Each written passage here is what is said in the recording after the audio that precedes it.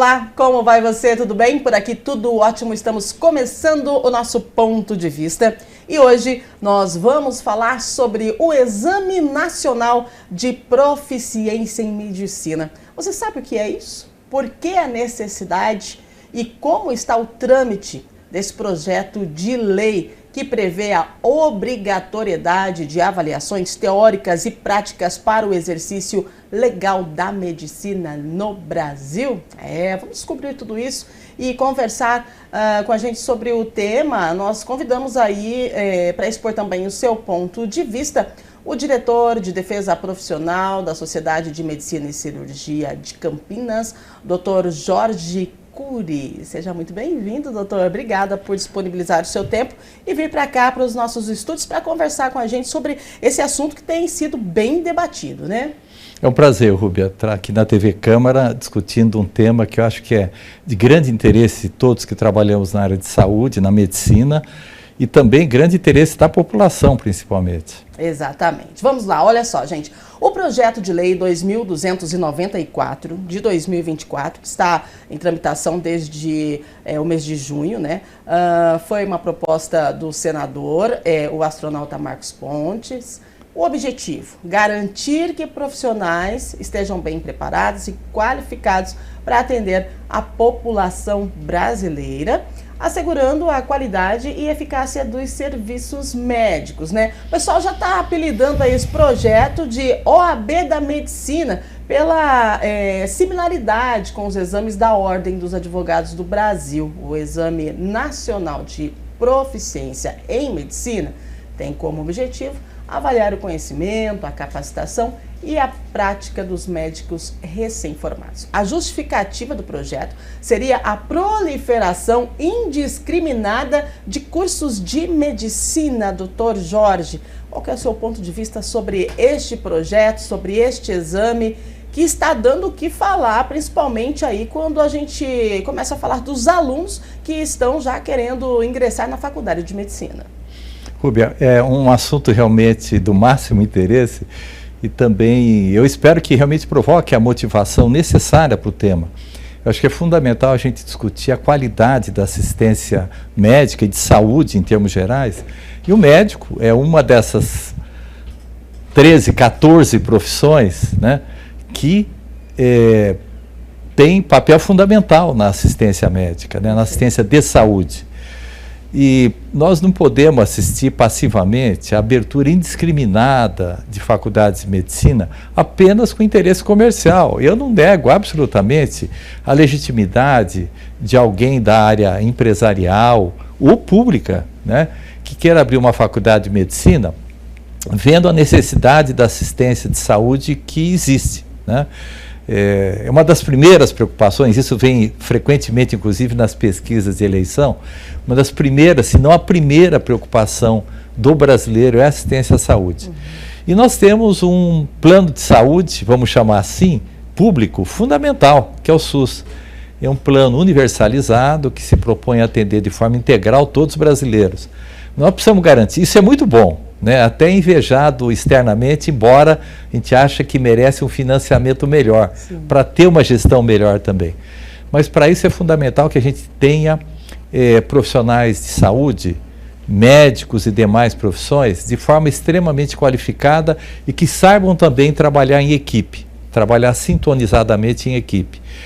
Nós não temos essa garantia hoje, eu quero declarar isso taxativamente. Nós não temos a garantia de qualidade hoje, porque há muitos anos, né, com vários projetos de lei, tanto no Congresso como agora no Senado, há essa preocupação, vislumbrando que nós tivemos uma quadruplicação nos 30 anos passados do número de faculdades.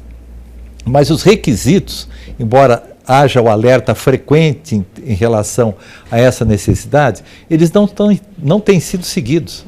Isso é muito preocupante. É preocupante em qualquer profissão, mas numa profissão que vai mexer com a vida das pessoas diretamente, direta e indiretamente, é fundamental que essas pessoas estejam devidamente qualificadas. Isso é bom para o paciente e é bom para o profissional, para ele se sentir adequadamente preparado para a assistência. Ter certeza que ele fez o melhor possível por aquele paciente. Perfeito.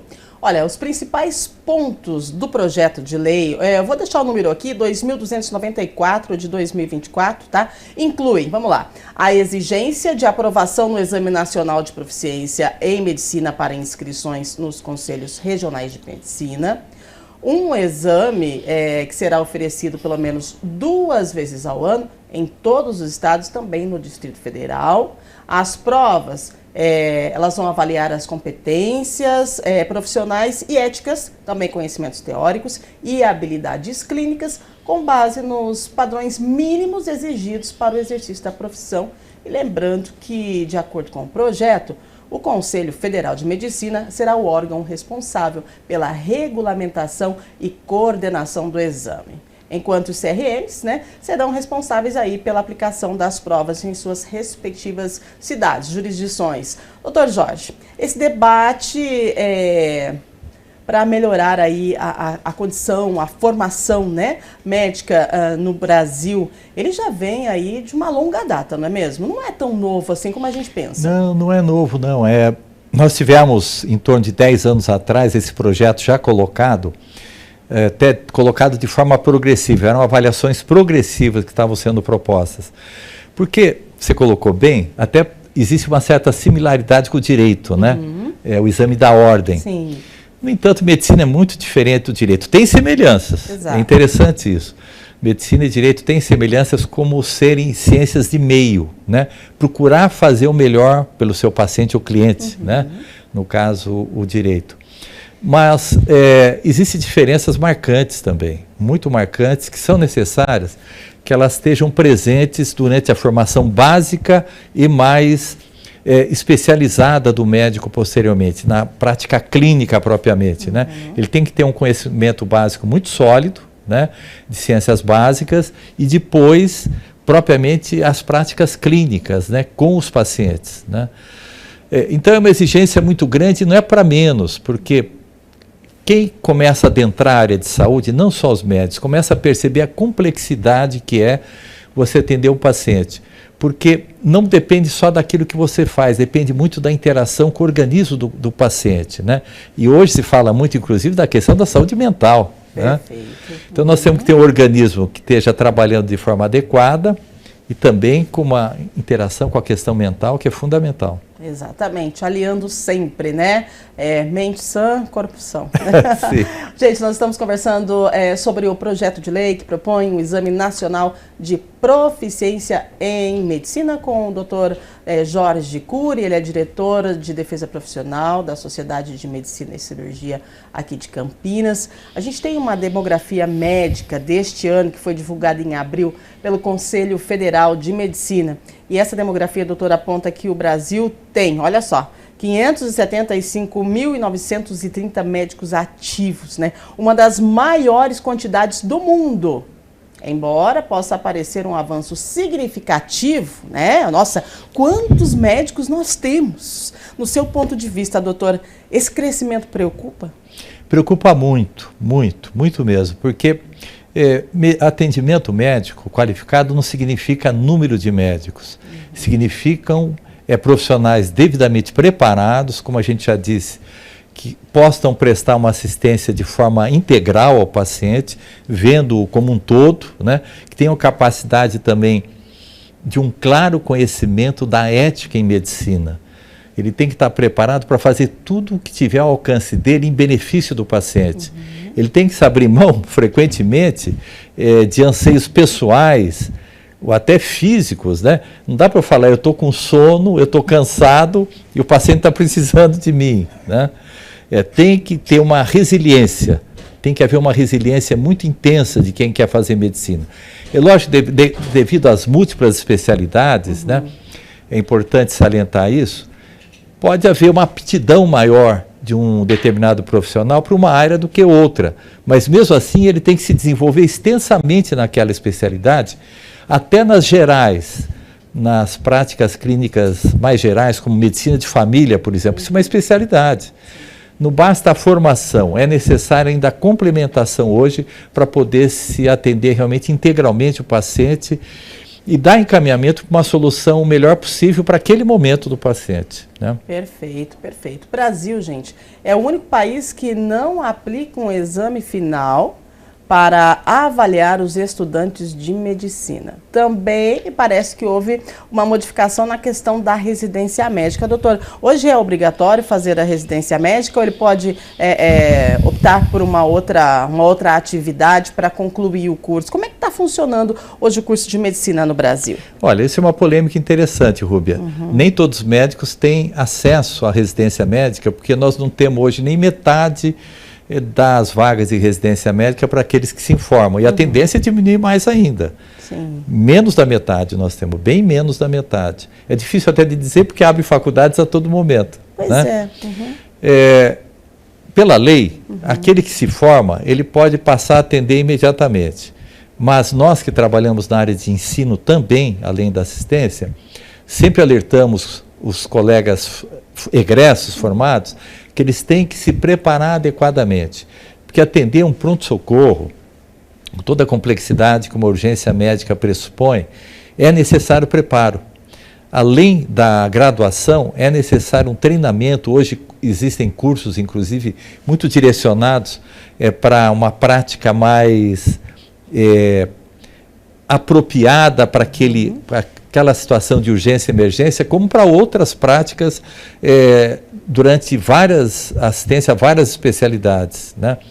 Então é possível se fazer cursos de aperfeiçoamento, mas seguramente eles não substituem aquela que é considerada padrão ouro, que é a residência médica. Como o nome diz, residência porque o médico fica durante 2, 3, geralmente 3 atualmente, 4, 5 anos, do lado praticamente do paciente, quase que morando ali naquele local da assistência médica, no hospital, por exemplo, mas pode ser no posto de saúde também, para ele se aprimorar. Porque, às vezes, até conversando rapidamente com o paciente, ele já tem a sinalização daquilo que o paciente tem e dos envolvimentos que isso tem, né? É lógico que outras práticas, inclusive a tecnologia, são muito bem-vindas, né? Eu, além de cirurgião, sou intensivista também, eu vejo o quanto nesses últimos 30, 40 anos se pode fazer com tecnologia a mais para o paciente, mas seguramente, às vezes, até com uma troca de palavras, num toque no exame físico, o médico consegue já ir definindo realmente aquilo que o paciente tem. E o paciente se sente contemplado quando ele percebe que está sendo assistido por alguém devidamente preparado. É muito triste pensar que um paciente vai ser assistido por um médico que não se sente preparado e, às vezes, não está realmente, né? Nós precisamos falar abertamente sobre esse tema da população, porque uma coisa que se discute mundialmente hoje é um termo que chama-se segurança do paciente e qualidade na assistência. Todos os ambientes de saúde têm que estar impregnados com essa cultura de segurança e qualidade na assistência. Se o profissional não está devidamente preparado, seguramente ele não pode garantir isso. E lembrando que é uma ciência de meio, nós estamos continuamente tentando fazer o melhor, angariando novidades terapêuticas, diagnósticas, ingressando com a tecnologia no seu momento apropriado de forma adequada, né? Mas é uma coisa muito complexa, muito dinâmica, né? Que realmente requer uma dedicação, um preparo e às vezes até uma tendência realmente, né? Dessa resiliência que é necessário para esse tipo de formação. Exatamente, porque o senhor falando assim, a gente consegue imaginar, né, uma pessoa que termina a faculdade de medicina, são quantos anos, doutor? São 5 anos? 6 anos. São 6 anos. A pessoa termina a faculdade de medicina, ela não fez a residência médica, aí ela vai e consegue um trabalho aí num ambiente hospitalar, né?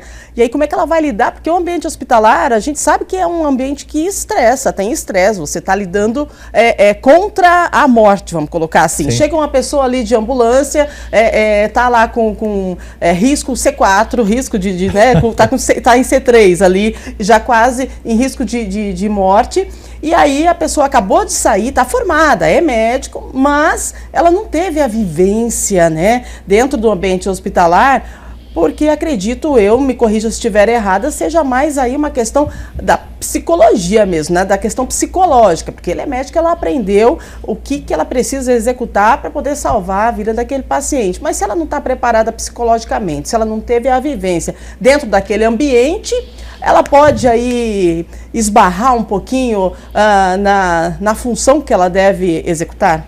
Com certeza, Rúbia. A pessoa vai se sentir... Eu tenho até pena de um profissional que se coloca nessa situação, porque ele vai passar um estresse terrível, né? Não tendo certeza que ele fez o melhor que ele podia para aquele paciente. E são situações complexas, realmente. Como a gente falava, por exemplo, essa questão da doença mental, que muitas vezes afeta, inclusive, a questão orgânica do paciente, né? Isso é uma coisa, a saúde é uma coisa integral, né? E o médico tem que estar capacitado para ele enfrentar essas situações imprevistas, e até as crônicas também, que às vezes tem momentos imprevistos. Sim. Né? Um paciente que tem aí uma hipertensão arterial e de repente tem um infarto. E aí, né? Como faz se a pessoa recém-formada, ela aprendeu na faculdade, mas ela não foi assim para a prática, ela não teve esse momento de estresse, vamos colocar entre aspas, porque é um momento que eleva a atenção, né? Mas ela não teve esse momento na prática. O que acontece, doutor? O senhor já vivenciou, já passou por alguma situação assim de algum recém-chegado, né? Não conseguir dar conta do trabalho ali por conta de travar, olha, por parar? A gente assiste muitos recém-formados realmente passarem momentos de estresse, de angústia, né? Sim. É relatado, inclusive, em termos de literatura, né? De pesquisas, o estresse que o R1 é o primeiro ano de residência. Sim. Ele sai da graduação e ele vai cuidar do paciente, ele fica do lado do paciente o tempo todo, né? Tem várias pesquisas que demonstram o grande estresse que esses egressos, né, esses médicos recém-formados passam. Eles precisam, inclusive, muitas vezes de amparo psicológico. Uau. Nos preocupamos também que esses alunos, esses egressos, esses médicos recém-formados, não descuidem da própria saúde. Exatamente. Né? Precisa se cuidar para poder atender bem. Perfeito. Né?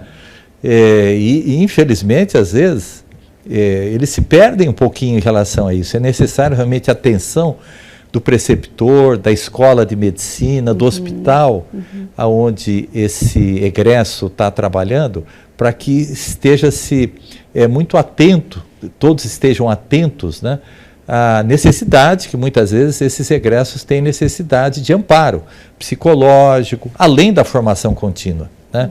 Estudar, ele já estudou, ele precisa continuar estudando naquela especialidade escolhida, mas ele precisa da prática, ele precisa de interação com o paciente, sempre sobre a supervisão direta, indireta, a todo momento, de preceptores, que garantam para ele realmente que ele está no melhor caminho.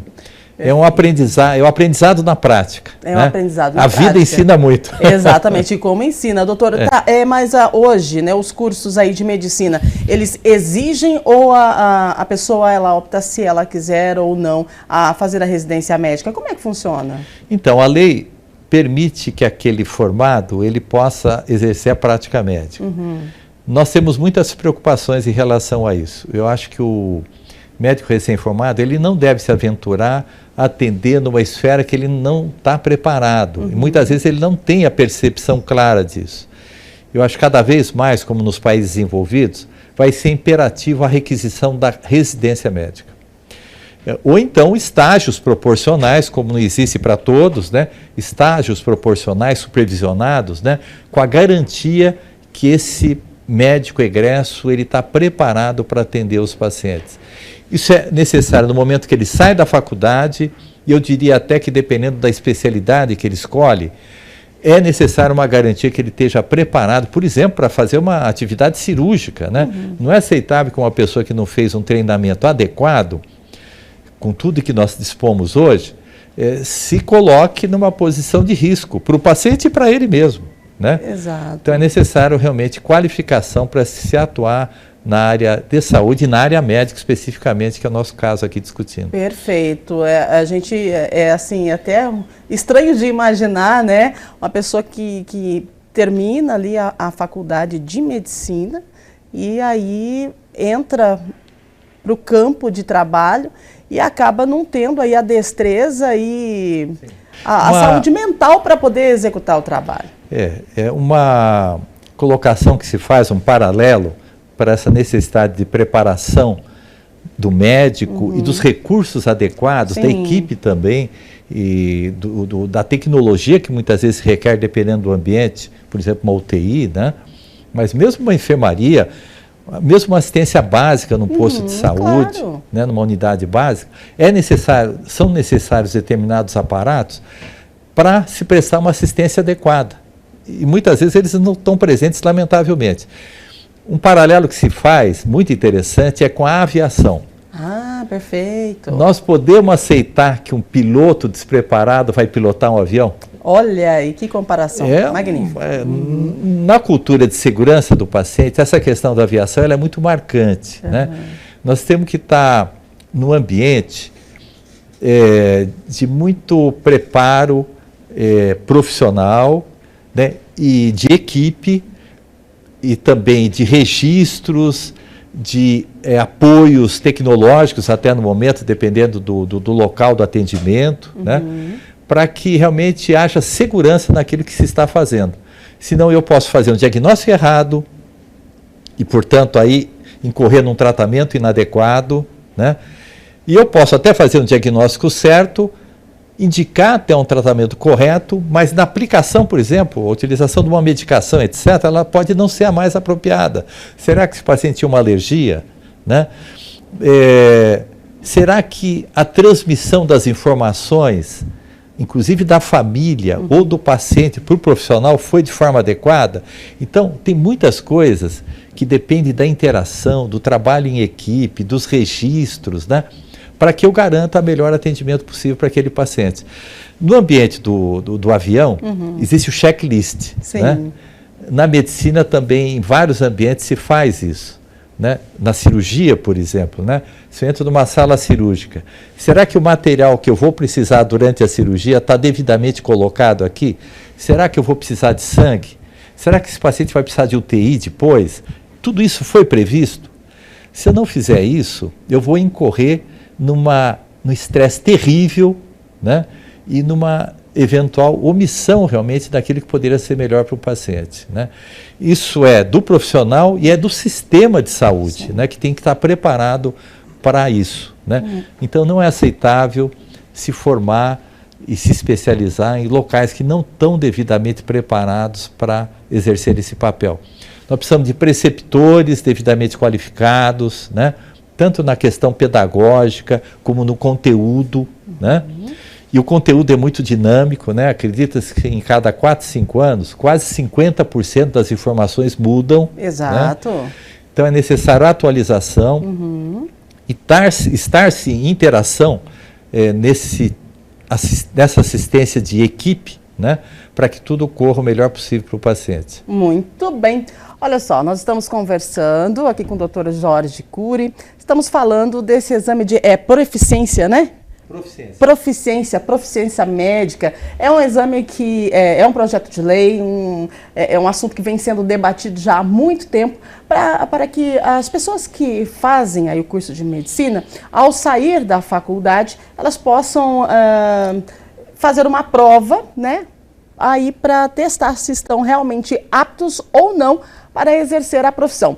Depois do intervalo, nós vamos conversar com o senhor, doutor, sobre a questão de muitas faculdades. Aqui no Brasil, muitos cursos, muitas faculdades de medicina. Agora a gente vai pular um pouquinho, vamos lá para o Paraguai, porque no Paraguai, gente, olha, para você ter uma ideia, no ano passado, tem uma pesquisa que mostra que mais de 40 mil brasileiros ingressaram em faculdades em várias cidades lá no Paraguai. E aí essas pessoas são brasileiras, elas vão morar na fronteira, elas vão morar no Paraguai para fazer o curso de medicina, mas quando vêm ao Brasil, elas vão voltar para o Brasil, elas vão exercer a profissão. Pode? E agora, como faz? E aí, com esse projeto de lei que está tramitando no Senado, que exige, então, vai exigir, né, se é que esse projeto ele venha a ser aprovado, ele vai exigir uma prova para que a pessoa que cursou medicina possa exercer a profissão. Como é que fica esse pessoal que vai fazer o curso lá no Paraguai, que eu sei que tem muita gente que vai? Daqui a pouquinho, então, nós vamos continuar com o doutor em mais um ponto de vista para você, e hoje falando de um assunto bem interessante, que é o exame de proficiência médica. Para você que está cursando medicina, fique com a gente, convide a galera, a gente volta depois do intervalo.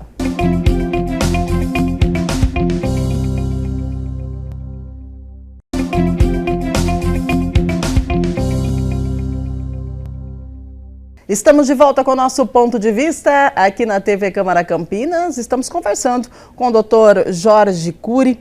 E olha, a conversa de hoje está rendendo, hein, doutor? Muito bom receber o senhor aqui. Estamos falando Obrigado pela oportunidade. Imagina, a gente que agradece a sua presença, os seus esclarecimentos e o seu ponto de vista sobre essa questão do exame de proficiência médica, né? Como falávamos antes do intervalo comercial, no Paraguai, gente, o curso de medicina é oferecido por universidades e faculdades autorizadas pelo Ministério da Educação e Ciências daquele país, claro.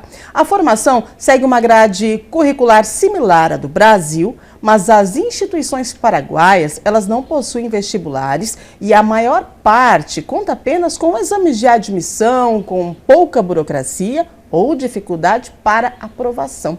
Para você ter uma ideia, um levantamento feito pelo IDESF, que é um Instituto de Desenvolvimento Econômico e Social de Fronteiras, a enxurrada de cursos de medicina no Paraguai atraiu, em 2023, cerca de 40 mil brasileiros que foram para o país vizinho estudar, né? E quem faz a faculdade no Paraguai, ou aliás, quem fez, pode trabalhar aqui no Brasil. Para isso, ele precisa fazer o curso revalida, a revalidação do diploma, né? Qual que é seu ponto de vista sobre essa dinâmica, doutora? Vou para outro país, né? O mais perto que tem aí os cursos de medicina que todo mundo fala é o Paraguai, Cidade del Este principalmente tem muito. E aí vou lá, estudo lá, se não me engano são 5 anos, em período integral. E estudo lá e aí venho para o Brasil, faço revalida, beleza, sou médica, estou trabalhando aí, atuando no Hospital Municipal de Campinas. Qual que é o seu ponto de vista sobre essa dinâmica? Rubi, acho que é muita preocupação, né? Muita preocupação. Isso se tornou um atrativo comercial terrível, né? Milhares de alunos, né? Quem não quer falar, eu tenho um médico na família, etc. Tomara que tenha, mas um médico que garanta realmente uma assistência adequada para os pacientes que ele vai atender, né? E com certeza não há as condições adequadas numa cidade limitada para tantos cursos de medicina, porque além daquilo que nós falávamos no final, antes do intervalo, além do conteúdo técnico, científico que é necessário de assistência, de conhecimento básico, e depois também especializado na área clínica, né, aquilo que requer para se formar um médico, é muito mais do que uma cidade pequena pode oferecer para milhares de alunos. Não é possível. Você tem que ter uma proporção adequada aluno-pacientes, né? Tanto no hospital como em ambulatório, né? E seguramente essa cidade e muitas outras, né, não respondem à necessidade demográfica até para a prática médica de ensino, né? E também, obviamente, não conseguirão ministrar, oferecer a esses alunos a formação que eles precisam.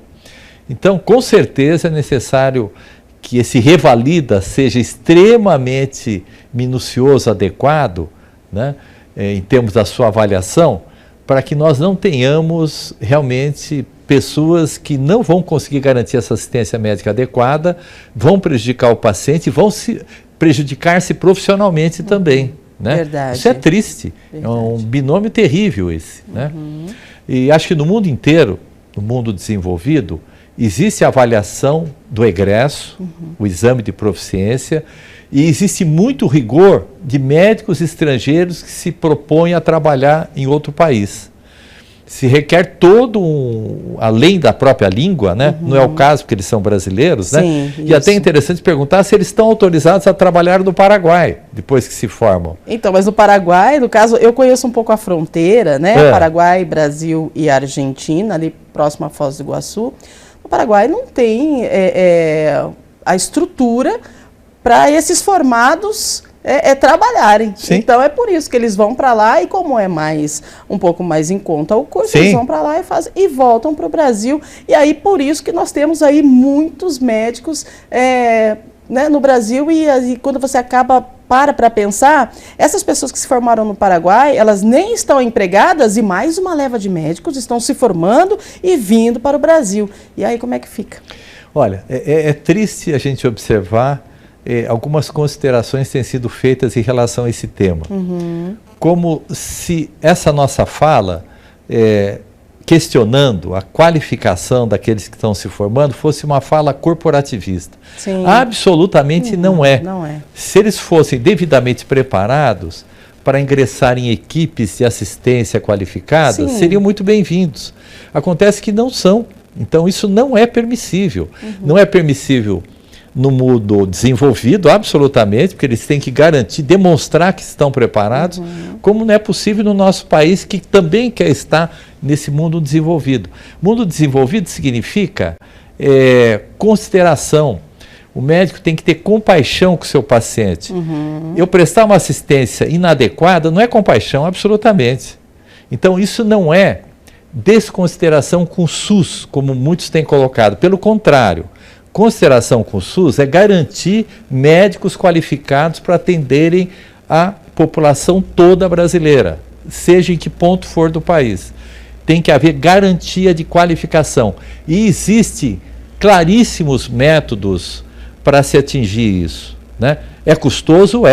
Então, cada um procure a aptidão para a sua profissão. Mas aqueles que querem ingressar na medicina têm que estar dispostos a se prepararem adequadamente, né? Perfeito, doutor. E a questão do Mais Médicos, né? Com essa prova, né? Esse projeto de lei aí dessa prova da proficiência médica, como é que fica a questão do Mais Médicos? Não interfere em nada?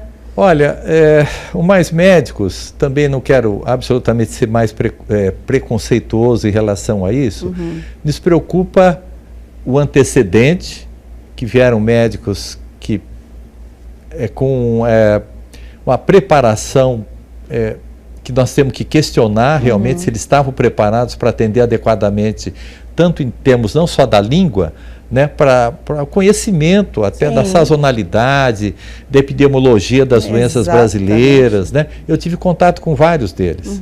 É altamente questionável isso. Além de uma situação muitas vezes precária até que esses profissionais estavam aqui. Agora, se nós queremos propor alguma coisa como mais médicos, para que esses médicos egressos, por exemplo, participem durante um determinado período da assistência médica com preceptoria. Com preceptoria. Não é registro de preceptor, é preceptor acompanhando esses médicos recém-formados, né? Pode ser interessante, depende da forma como for, né? Nós já dissemos, por exemplo, que não tem o número de residências médicas adequado para esse momento. Exato. Então, se o médico recém-formado quer fazer um estágio, um momento de assistência de medicina de família, embora medicina de família é uma especialidade também, né?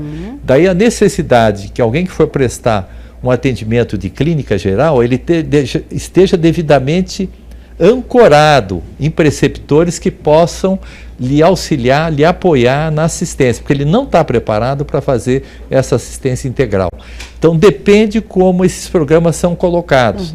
Se eles forem realmente colocados com essa retaguarda adequada para o médico egresso, que não tem a prática clínica ainda, que é proposta numa residência médica, pode ser bem-vindo, depende como for feito, né?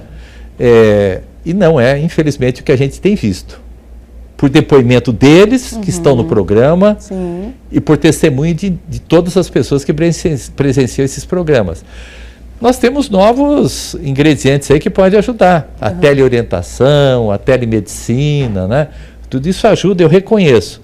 Mas isso tem que estar garantido realmente, tanto no projeto, como durante o período de assistência que ocorre a atuação desses profissionais. Muito bem. Olha só, que bate-papo legal. A gente está conversando sobre o projeto de lei que propõe o Exame Nacional de Proficiência em Medicina com o Dr. Jorge Cury, diretor de Defesa Profissional da Sociedade de Medicina e Cirurgia de Campinas, né? Olha, de acordo com informações, a implementação do exame teve suas falhas apontadas aí, ao considerarem a avaliação apenas um teste de suficiência para obtenção do diploma médico e não da garantia da formação, né?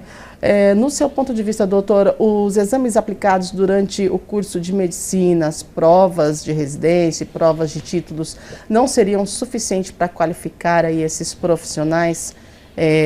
Só as provas, eles teriam que fazer algo a mais, igual o senhor acabou de falar, né? Sim. Precisam de estar trabalhando, estar atuando ali, junto com o supervisor e fazer acontecer. Sim, eu acho que não são suficientes, Rubiá. Primeiro que grande parte das faculdades de medicina novas colocadas, grande parte delas não tem essa avaliação sequencial necessária.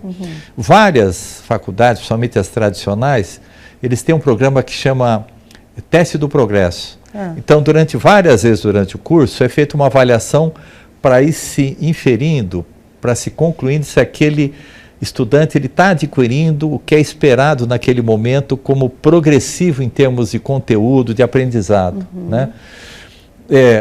Os novos cursos, não me consta que realmente tem isso. Além desses testes, é necessário aquilo que a gente falou, uma proporção alunos versus hospitais com pacientes, ambulatórios com pacientes, recursos de assistência, né? Número de preceptores presenciais ou à distância, né?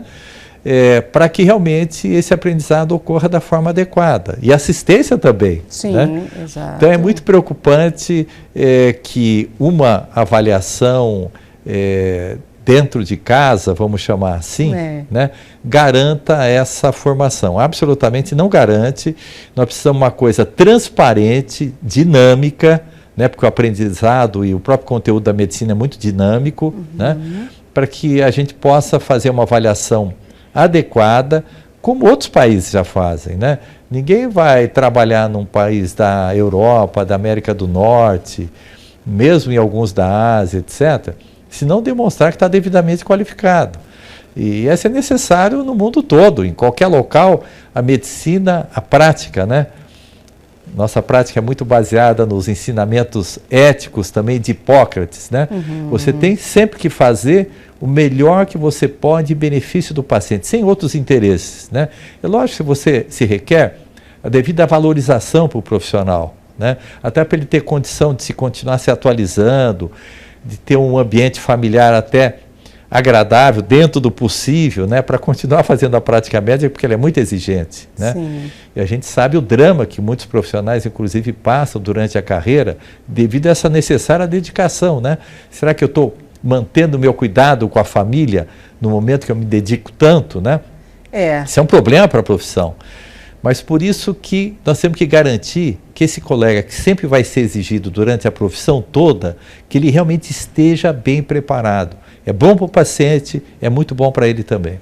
É importante que o senhor disse que a gente pode até falar dessa situação de muitos cursos e de muitas pessoas optando por fazer medicina, né? Do seu ponto de vista, a gente pode friamente falar assim, né? Medicina seria hoje, entre aspas, tá, gente, por favor, mas medicina seria hoje uma modinha, né? Tipo assim, poxa vida, eu vou virar médico, hoje eu sou jornalista, amanhã eu vou virar médico, eu vou lá e vou fazer uma faculdade, uma modinha e também uma questão aí de, vamos montar uma empresa, né? Porque eu vou fazer uma faculdade, vamos colocar curso de medicina e a gente sabe que a gente vai ter aí muitas pessoas que vão estar com a gente por 6 anos. Então, olha, é muito interessante o que você está colocando e acho que é um alerta muito importante.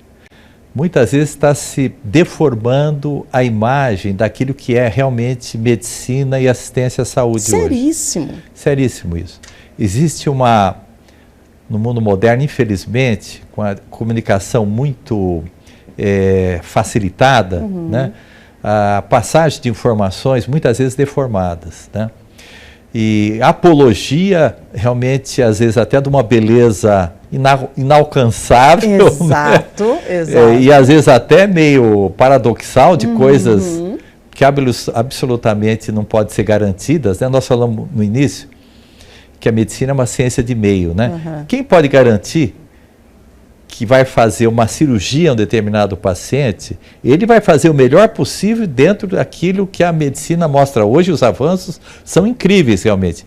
Agora, quem pode garantir completamente o resultado final? Ninguém, porque tudo depende muito da reação do paciente também a aquele procedimento.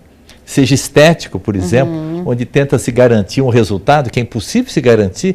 Uma pessoa que tem tendência, por exemplo, uma cicatrização exagerada, como é que se pode querer? É importante aí a questão que muitas vezes nós falamos, inclusive, do consentimento informado, da necessidade de se informar devidamente o paciente daquilo que ele está procurando, né? Por outro lado, tanto um atendimento, né, a tomada do antibiótico para um processo infeccioso pulmonar, por exemplo, pode resultar num ótimo resultado em curto espaço de tempo, como para alguns pacientes muito debilitados não pode garantir resultado. Da mesma forma, uma cirurgia pode ser simples num paciente rígido, né, em bom estado geral, pode ser extremamente danosa para um outro que não tem as condições apropriadas para isso. Então, são complexidades que têm que ser muito consideradas quando se propõe qualquer coisa para o paciente, né? E muitas vezes, na comunicação, na facilitação da comunicação, às vezes falsa, inclusive, né, se propõe resultados que absolutamente não são garantidos, né? É necessário a gente rever valores, né? Na medicina leva a isso também, né? Para a gente... Agora, uma pessoa que tem uma deformidade importante, merece uma correção? Com certeza. Sim. Com certeza. Uma pessoa que tem uma fratura não vai ter a sua estabilização para ter uma recuperação, uma reabilitação adequada? Lógico que sim, né?